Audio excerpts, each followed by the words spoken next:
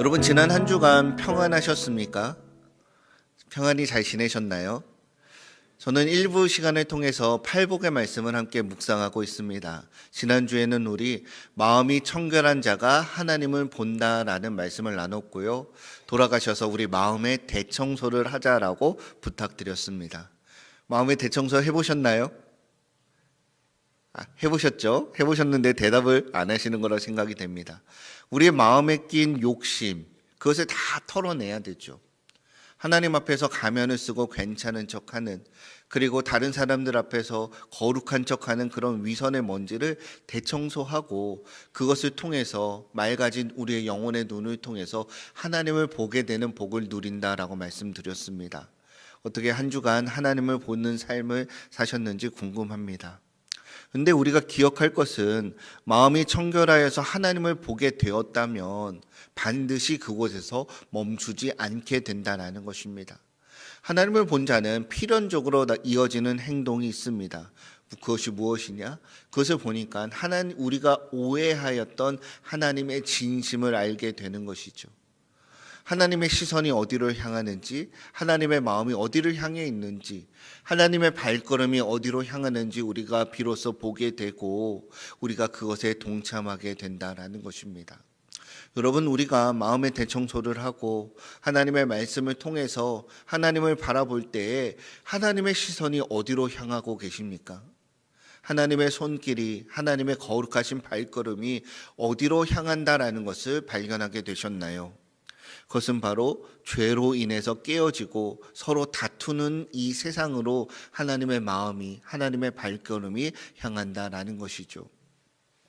여러분, 그래서 청결한 마음으로 하나님을 새롭게 바라보게 된 사람은 그 시선을 가지고 새로운 시선으로 옆에 사람들을 바라보게 됩니다.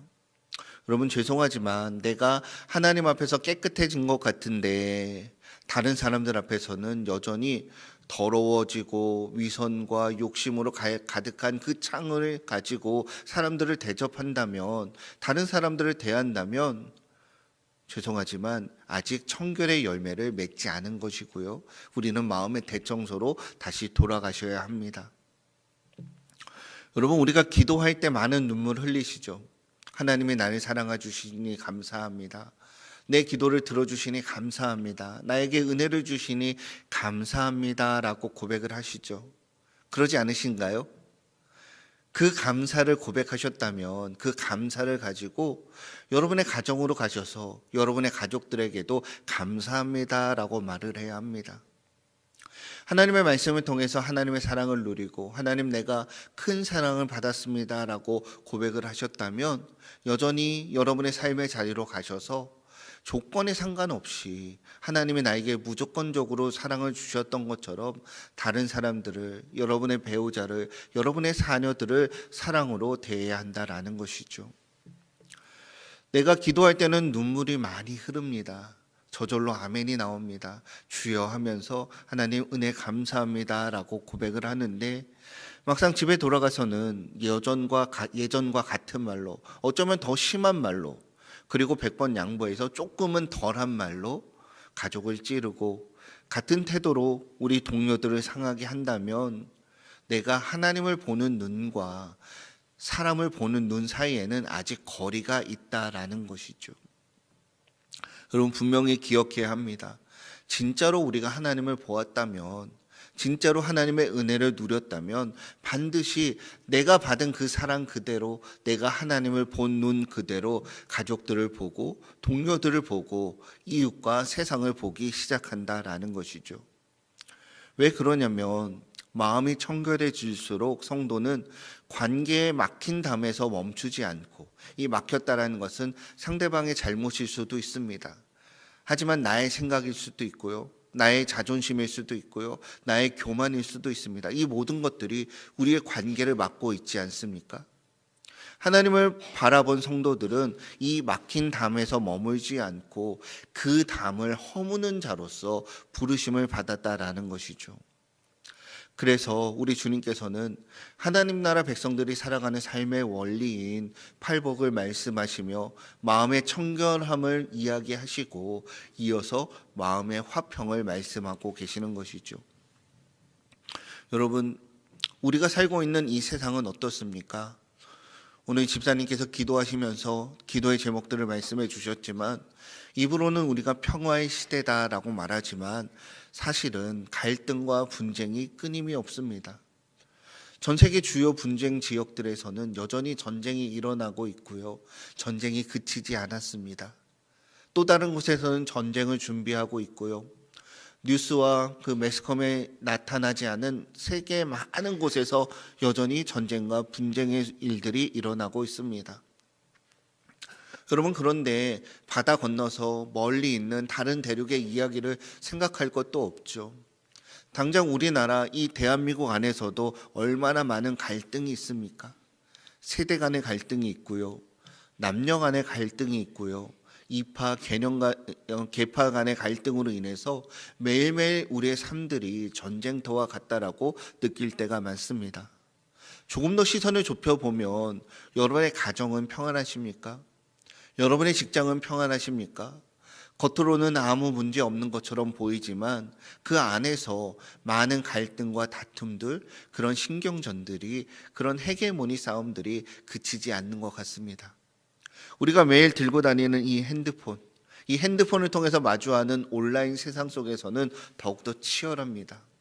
익명성이라는 그 가면 뒤에 숨어서 더욱더 날카롭게 상대방을 공격하고 그런 일들이 매일매일 지금도 일어나고 있습니다. 왜 그렇습니까? 모두가 내 말이 옳다라는 것이죠. 내 말이 기준이라는 것이죠. 그리고 그것에 조금이라도 부족하다면, 나에게 조금이라도 이익이 되지 않는다면 그 관계에 막힌 담들을, 벽돌을 하나씩 자존심을 쌓고 욕심을 쌓고 탐욕을 쌓고 실망을 쌓고 위선을 쌓고 그러면서 점점 더 그 관계의 담을 높여가기 때문 아닙니까? 그런데 여러분, 우리가 바로 이 시대에 태어났다라는 것이죠. 바로 그 갈등 속에 하나님이 우리를 이 세상 가운데 보내시고 대한민국으로 보내시고 서울로 보내시고 광명시로 보내시고 안양으로 보내시고 또 여러분의 가정, 여러분의 직장으로 하나님이 지금 바로 이때에 보내셨다라는 것입니다. 왜 지금 우리를 불러주셨습니까? 왜 그 직장으로, 그 갈등의 자리로, 그 세상 속으로 여러분을 보내셨습니까? 주님이 이렇게 말씀하시는 것이 아닐까요? 허목사, 네가 가서 그 자리에서 평화를 만들어라. 하나님, 저기는 담이 너무 높아요. 네가 그 담을 허물면 되는 것 아니냐? 네가 가서 그 막힌 담을 허물고 하나님과 세상의 다리를 놓는 자가, 또 다른 사람과 다른 사람의 다리를 놓는 자가 되어라. 그런 사명이 우리에게 있기 때문에 하필이면 이때에 우리를 그 자리로 보내신 것이라 생각해 보았습니다. 사랑하는 여러분, 오늘 주님께서 말씀하시는 이 화평은 단순히 싸움이 그치는, 싸움이 없는 상태가 아니라 바로 하나님의 진리 안에서, 하나님께서 이 산상수훈과 성경을 통해서 우리에게 주시는 그 말씀이 기준이 되어서 막힌 관계가 다시 살아나는, 그 막힌 담을 허무는 하나님 나라의 샬롬이라는 것을 믿으시기를 축복드립니다. 여러분, 오늘 본문을 통해서 세 가지를 살펴볼 텐데요. 첫 번째는 평화에는 대가의 지불이 필요하다라는 것이죠. 우리 함께 따라해 볼까요? 평화에는 대가 지불이 필요합니다. 반대로 말하면, 직설적으로 말하면 평화에는 공짜가 없다라는 것이죠. 우리 9절 말씀 다시 한번 읽어봅시다. 9절입니다. 시작.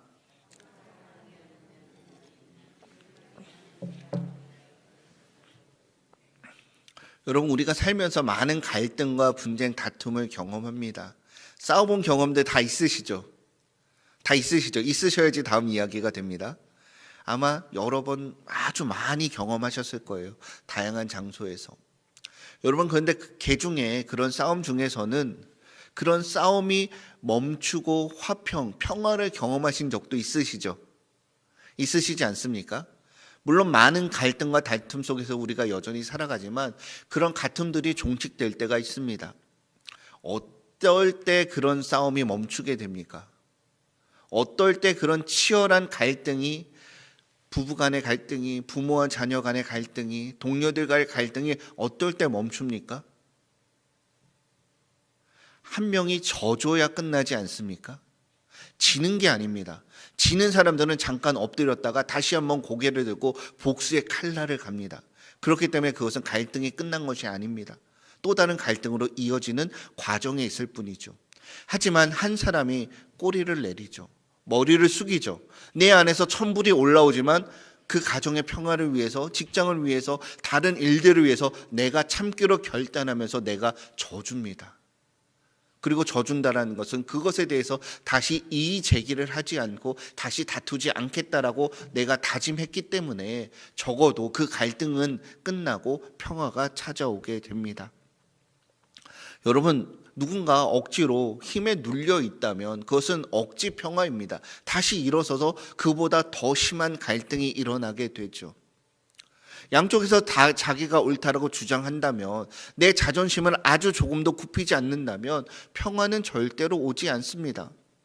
하지만 말씀드렸던 것처럼 누군가 자기를 꺾기로 결정할 때, 내가 좀 손해보기로 그것을 감수할 때 비로소 그 자리에 평화의 싹이 트기 시작합니다. 저와 여러분이 자존심을 꺾이는 사람이 되시기를 주님의 이름으로 축복드립니다. 그런데 여러분, 우리가 기억할 것은 성경이 말하는 이 화평은 문제를 없는 척 그냥 덮여주는 그런 타협이 아닙니다. 죄의 상처가 그대로 있지만 그냥 좋은 게 좋은 거지 하면서 넘어가는 그런 평화가 아니라 하나님이 세워주신 그 진리 안에서 우리를 위하여 찾아오시고 낮은 곳에 찾아오시고 조건 없이 한없이 무한대로 베풀어 주신 그 하나님의 사랑이라는 진리 안에서 하나님과의 우리의 관계가 새롭게 정립이 되었잖아요. 새롭게 정립된 그 관계를 가지고 이웃과 다시 한번 그 관계를 새롭게 세워지는 그런 화목을 말하는 것이죠.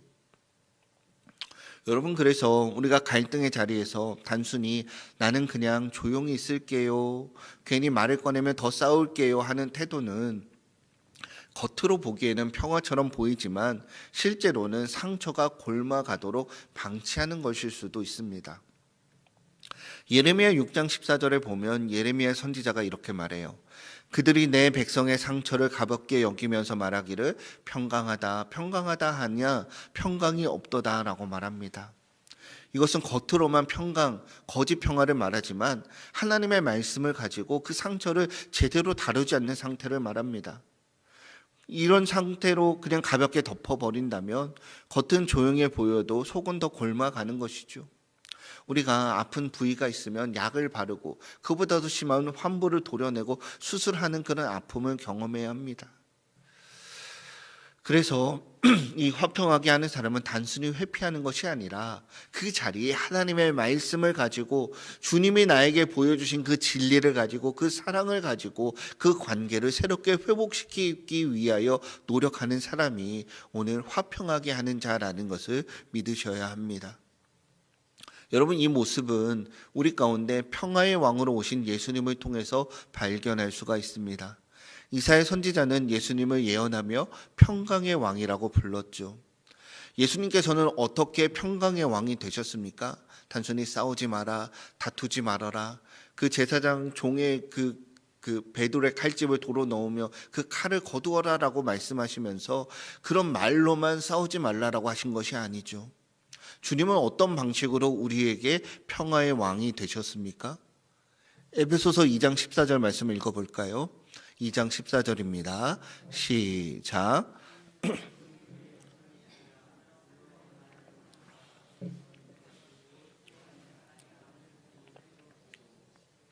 아멘. 여러분, 이번 주 한 주간 집에 가셔서 또 직장으로 가셔서 에베소서 2장 14절 이 말씀을 잘 묵상해 보시기를 바랍니다. 그는 우리의 화평이신지라. 우리에게는 화평이 없었습니다. 예수께서 우리에게 화평을 가다 주시고 그 화평을 살게 하시고 스스로 화평의 왕이 되셨죠. 둘로 하나를 만드사 원수된 것, 그 중간에 막힌 담, 죄로 인해서 하나님과 우리 사이에는 건널 수 없는 높은 담이 있었습니다. 예수님이 이 담을 허무셨다라는 것이죠. 어떻게 허무셨다라고 합니까? 막힌 담을 무엇으로 허셨습니까? 자신의 육체로 허셨다라는 것이죠. 이 담을 허물기 위해서 당신의 몸을 십자가에서 찢으셨죠. 자신의 생명을 대가로 지불하시고 그것을 통해서 평화를 사셨다라는 것입니다. 이것이 성경이 말하는 평화의 원리고요. 이 원리를 가지고 우리가 삶의 자리로 가셔서 화평을 이루셔야 한다라는 것입니다.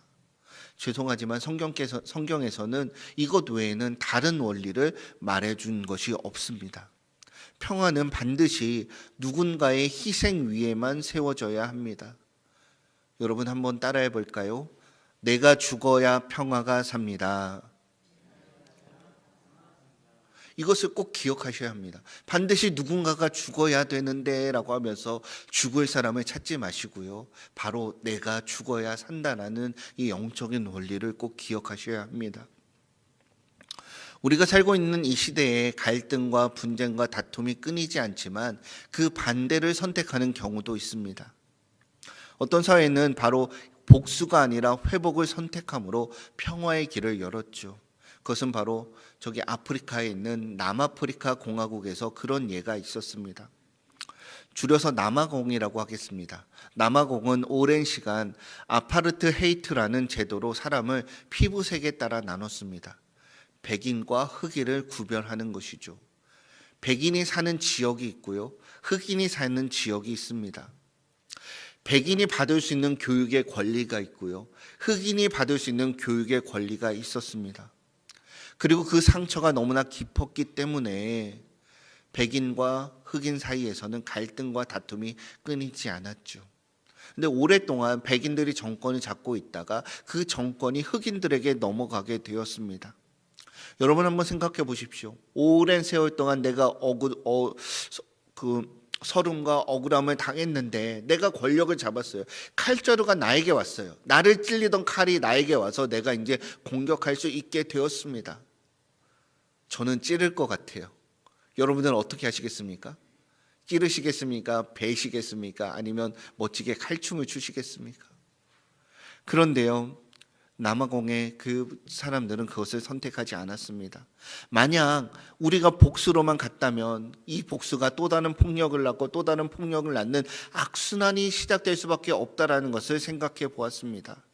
그래서 남아공의 사람들은 잘못을 덮지 않고 진실을 드러내되 잘못된 것은 만천하에 공개하고 사죄할 수 있는 기회를 주는 것이죠. 하지만 보복으로 끝내는 것이 아니라 그 사죄를 받아들이고 용서를 받아들이고 관계를 다시 세우는 회복의 길을 선택했다라고 합니다. 이것이 완벽한 해답이어서 선택한 것이 아니라 그들은 알았죠. 누군가는 이 분노의 칼을 내려놓아야만 다음 세대로 넘어갈 수 있다는 것을 알았기 때문입니다. 사랑하는 여러분, 성도의 화평도 이와 같습니다. 우리는 여전히 칼자루를 쥐고 있어요. 내가 칼에 찔려서 그 사람에게 상처를 받아서 내가 아픔을 겪는다라고 말하지만 실상은 내가 그 칼자루를 쥐고 그 사람을 재단하고 그 사람을 공격하고 지금은 공격하지 못하더라도 복수할 때를 꿈꾸며 우리의 세력을 키우고 있지 않습니까? 근데 주님께서는 오늘 그 칼자루를 내려놔라. 그것은 네 것이 아니라 내 것이다라고 하면서 그 칼을, 분노와 복수의 칼을 우리에게서 회수해 가시는 것 아닙니까? 그렇게 내가 옳다라는 칼을 잠시 내려놓고 내 권리를 끝까지 주장하기보다는 관계를 살리는 쪽으로 한 걸음씩 우리가 걸어가기 시작할 때 평화의 자리가 바로 그 자리에서부터 시작한다라는 것을 믿으셔야 합니다. 그래서 이 화평은, 이 평화는 거창한 세계 속에 있는 위인들, 대단한 사람들의 이야기가 아니라 바로 저와 여러분이 오늘 우리 삶 속에서 누구에게 먼저 손을 내밀지를 결정하는 아주 현실적인, 아주 작은 믿음의 선택이라는 것을 믿으셔야 합니다. 여러분, 남아프리카 공화국에서 일어났던 이 이야기가 어쩌면 중동에서 아메리카에서, 아시아에서, 세계에서 벌어지고 있는 이 다툼의 이야기가 오늘 저녁 여러분의 식탁에서, 여러분의 안방에서, 내일 여러분의 직장에서, 여러분의 사업장에서 그대로 적용된다는 것을 믿으셔야 합니다.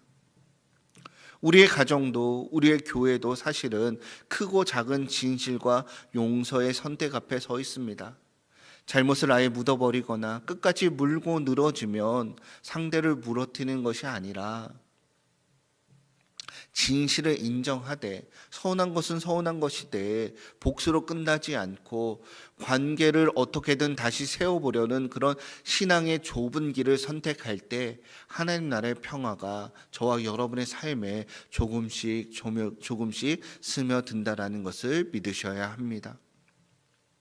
여러분, 그래서 생각해 볼 두 번째는 우리에게는 화목하게 하는 직분, 사명이 있다라는 것이죠. 우리 한번 따라해 봅시다. 우리에게 화목하게 하는 사명이 주어졌습니다. 여러분 꼭 기억하십시오. 평화는 우리의 기질의 문제가 아니라 우리의 사명의 문제라는 것이죠. 여러분, 어떤 분들은 이렇게 말하죠. 나는 원래 성격이 조용해서 싸움을 싫어해. 그렇게 말합니다. 그것은 평화를 사랑하고 기질적으로 그런 것이지 오늘 본문이 말하는 화평하게 하는 자와는 조금 거리가 있습니다. 어쩌면 화평을 하게 하는 자에 조금 더 가까울 수는 있지만 그것이 완전히 일치하지는 않는다라는 것이죠. 반대로 어떤 분들은 이렇게 말하죠. 나는 성질이 급해서 어쩔 수가 없어. 막 화가 나고 열불이 나는데 나서면 싸우면 더 키우는데 이렇게 태어난 걸 어떻게 해? 라고 하면서 자기를 변호합니다. 하지만 화평의 사명은 조용한 사람에게만 맡겨진 특수한 임무가 아닙니다. 성격이 불같은 사람은 어쩔 수 없이 그 자리를 피하고 화평은 내 것이 아니다라고 물러두는 것이 아니죠. 모든 신자에게 예수 그리스도를 통하여 그 화평의 화목의 은혜를 누린 사람이라면 반드시 우리에게 주어진 공통의 임무, 기본의 임무가 화평이라는 것이죠. 사랑하는 여러분, 다르게 말하면 이 화평은 특별한 사람들만이 선택해서 받는 은사가 아니라 예수 믿는 사람이라면, 여러분 다 예수 믿으시죠? 이 자리에 있는 사람들은 단 한 사람도 예외가 없습니다. 예수 믿는 사람이라면 누구나 배우고 살아내야 하는 기본 과목이라는 것을 믿으셔야 합니다. 헬라어로 에이레네 포이오스라고 하는데요. 이것은 평화가 없는 곳에 적극적으로 뛰어들어서 평화를 만들어내는 사람을 말합니다. 평화가 있어서 그것을 사용하는 것이 아니에요. 평화가 없는 곳에 평화를 만들어내는데 억지로 우리가 만드는 것이 아니라 우리에게 주신 주님이 주신 평화가 있잖아요. 이것을 가지고 그것에 평화를 받아라 라고 평화의 폭탄을 던지는 것이죠. 고린도후서 5장 18절 말씀 한번 읽어볼까요? 5장 18절입니다. 시작.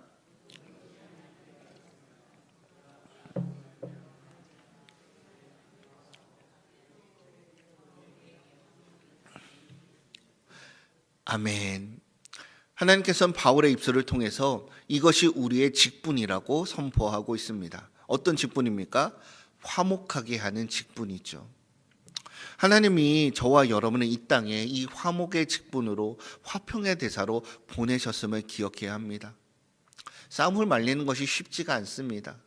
그냥 가만히 있으면 지들끼리 알아서 할 문제인데 괜히 싸움에 말려들었다가 새우등이 터지죠. 욕을 먹게 되죠. 양쪽 다 좋은 관계를 유지할 수 있었는데 그 개입하는 것 때문에 내가 오해를 받고 억울한 소리를 들을 수도 있습니다. 하지만 그것이 우리가 감당해야 할 직분의 무게다라고 주님이 말씀하고 계시죠. 교회 안에서도 마찬가지입니다. 찬양의 스타일이 달라요. 예배의 방식이 달라요. 교회 운영하는 방법이 다릅니다. 우리 집사님께서 기도해 주셨지만 오랫동안 서로 떨어져 있던 영아부와 유치부가 같이 예배를 드리고 있습니다. 유년부와 초등부가 같이 예배를 드리고 있어요. 중등부와 고등부가 함께 예배를 드립니다. 결코 쉽지가 않습니다. 하지만 이 가운데서 우리가 이 화평의 마음을 가지고 그 자리에 서야 하는 것이죠. 서로 다르기 때문에 조금만 건드려도 금방 마음이 상하고 편이 갈라지게 됩니다. 바로 그 지점에서 서로의 말을 끝까지 들어주고 상대방의 입장에 서보려고 애쓰는 성도가 단 한 사람이라도 나타날 때 그 공동체는 무너지지 않고 다시 세워줄 수 있기 때문에 하나님이 저와 여러분에게 그 직분을 주시고 화평의 대사로서 그 자리에 보내셨다라는 것을 믿으시기를 축복드립니다. 여러분, 그런데요, 이 화평의 대사가 하는 일은 거창하지 않습니다. 세 가지만 기억하시면 돼요. 한번 따라해 볼까요? 먼저 들어야 합니다. 내가 말하기 전에 상대방이 뭐 하는지 먼저 들어보시는 거예요. 두 번째, 따라합시다. 먼저 낮아져야 합니다. 내가 대장인데 내 말을 들어야 되는데 내가 옳은데라고 하면서 내가 높은 자리에 올라가는 것이 아니라 내가 먼저 낮아져야 합니다. 세 번째, 따라해 봅시다. 먼저 손 내밀어야 합니다. 내가 도와줄 일이 뭐가 없겠니?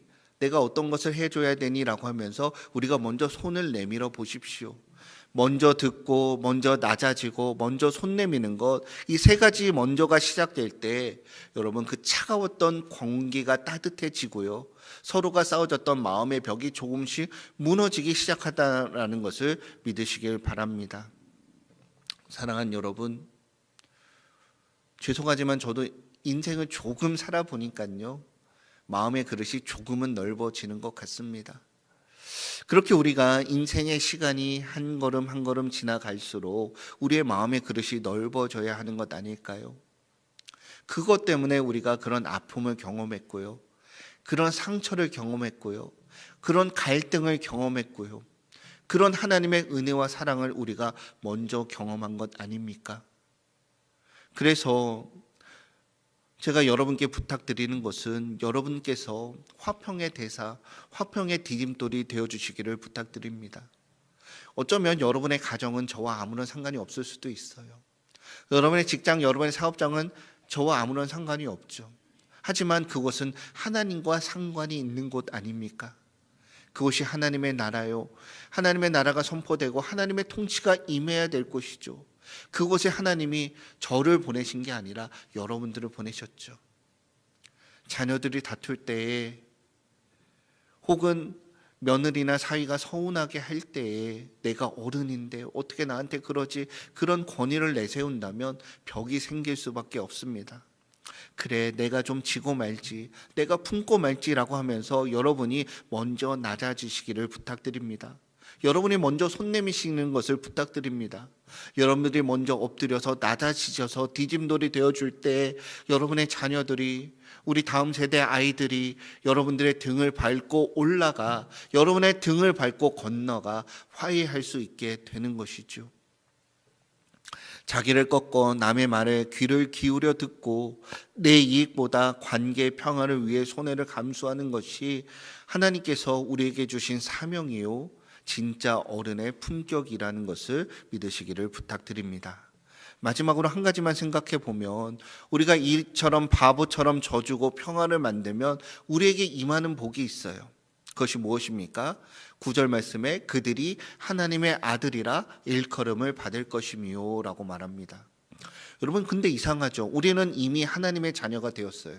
요한복음에서 분명히 말합니다. 영접하는 자, 곧 그 이름을 믿는 자들에게는 하나님의 자녀가 되는 권세를 주셨다라고 말해요. 이미 믿음으로 하나님의 자녀가 되었는데 왜 또 하나님의 아들이 된다라고 말했을까요? 요한복음이 말하는 그 아들은 신분의 문제입니다. 신분이 완전히 변화가 된 거예요. 근데 마태복음 5장 9절에서 말하는 이 하나님의 아들은 닮음의 문제입니다. 그래서 자녀가 되기 위해서 노력하라가 아니라 이미 자녀로 삼으신 하나님에 대하여 아버지를 더 닮은 자녀로서 살아가라라는 초대로 우리에게 말씀하시는 것이죠. 사랑하는 여러분, 하나님의 아들이라는 신분은 은혜로 우리 모두에게 이미 주어졌습니다. 그리고 우리에게는 그 신분에 걸맞을 삶을 차분히 배워가는 과정이 남아있다라는 것이죠. 유대 사회에서 저 아이는 누구 아들이네 라고 말하는 것은 아버지의 성품과 행동을 쏙 빼앗아 닮았다라는 뜻입니다. 하나님이 가장 원하는 것이 무엇입니까? 화평이죠. 하나님은 원수되었던 우리를 화목하게 하시려고 아들을 내어주신 것 아닙니까? 그렇기 때문에 하나님이 가장 원하는 것이 화평이라고 해도 과언이 아닙니다. 그러므로 우리가 세상에서 손해를 보고 평화를 만들 때에 세상 사람들은 우리를 보고 이렇게 말하는 것이죠. 저 아저씨를 보니, 저 아줌마를 보니 하나님이 계신 게 맞구나. 저 아저씨의 성품을 보니 하나님 아버지를 꼭 닮았구나. 바로 이것을 듣게 하기 위하여 우리를 그 자리에 보내신 것 아닙니까? 여러분, 이 세상을 향하여 우리가 보여줄 하나님의 얼굴은 성공이 아닙니다. 예수 믿으면 출세한다. 예수 믿으면 성공한다. 예수 믿으면 부자 된다. 예수 믿으면 모든 병에서 다 낫는다. 그것을 보여주는 것이 아니죠. 우리가 보여줄 것이 무엇입니까? 바로 오늘 본문이 말하는 화평이죠. 죄인된 우리가, 아무 자격과 조건이 없던 우리가 예수 그리스도의 공로, 보혈의 공로로 말미암아 하나님과 화평하게 되었고 하나님의 자녀가 되는 권세를 누리게 되었다. 그것을 우리가 보여줘야 하는 것 아닙니까? 그렇기 때문에 가까워질 수 없는 두 사람이 교회 안에서 하나가 되고 원수 같던 관계가 그리스도의 사랑으로 녹아지는 기적, 이것이 오늘 저와 여러분이 삶 속에서 이 세상을 향하여 비춰야 될 생명의 빛이라는 것을 믿으셔야 합니다. 성경은 약속합니다. 화평하게 하는 자들은 화평으로 심어 의의 열매를 거두느니라. 화평의 씨앗을 심는 것이 결코 쉽지 않습니다. 먼저 듣는 것 쉽지 않아요. 먼저 엎드려지는 것 쉽지 않습니다. 먼저 손을 내미는 것 결코 쉽지 않습니다. 많은 손해를 보셔야 합니다. 많은 시간이 걸립니다. 하지만 여러분이 눈물로 기도하며 그 화평의 씨앗을 심을 때에 그것은 결코 헛되지 않고 반드시 여러분의 가정에서, 여러분의 직장에서, 여러분의 자녀들의 삶 속에서 의로운 열매로 돌아오게 될 것이라는 것을 믿으시기를 축복드립니다. 말씀을 맺겠습니다. 사랑하는 여러분, 사람은 결코 혼자 행복할 수가 없습니다. 먼저는 하나님과의 화평을 누리셔야 합니다. 그리고 하나님과의 누린 그 화평, 평화가 여러분을 통해서 이웃을 향하여 흘러갈 때 우리가 사는 이 가정이, 우리가 다니는 직장이 비로소 천국으로 경험되게 될 것이죠. 사랑하는 여러분, 이번 한 주간 단순히 분쟁과 다툼을 피하고 회피하는 자가 아니라 그 분쟁과 다툼의 자리에 화평이라는 그리스도의 이름을 가지고 그리스도의 사랑을 가지고 가셔서 화평을 만드는 자가 되시기를 축복드립니다. 여러분이 먼저 연락하셔야 합니다. 여러분이 미안하다고 먼저 손을 내미셔야 합니다. 그리고 여러 번 시도했지만 그것이 거절되더라도 낙심하지 말고 내가 괜히 손해만 봤나 보다라고 생각하는 것이 아니라 주님이 내 마음을 아시고 내 순종을 기억하신다라는 믿음으로 그 자리를 버텨내시기를 주님의 이름으로 부탁드립니다. 하나님께서는 때로는 관계의 상황보다 그 관계 속에서 우리가 얼마나 주님을 닮아가는지를 더 귀하게 보시고 우리를 사용하여 주시죠. 여러분, 마지막으로 한 번만 따라해 봅시다. 주님, 제가 우리 가정에, 우리 직장에, 우리 부서에 화목 제물이 되겠습니다. 여러분이 자존심을 꺾고 놓은 그 평화의 다리를 통해서 하나님의 은혜가 여러분의 가정에, 여러분의 동료들에게, 다음 세대 아이들에게 강물처럼 흘러 넘치기를 주님의 이름으로 축복드립니다. 함께 기도합니다.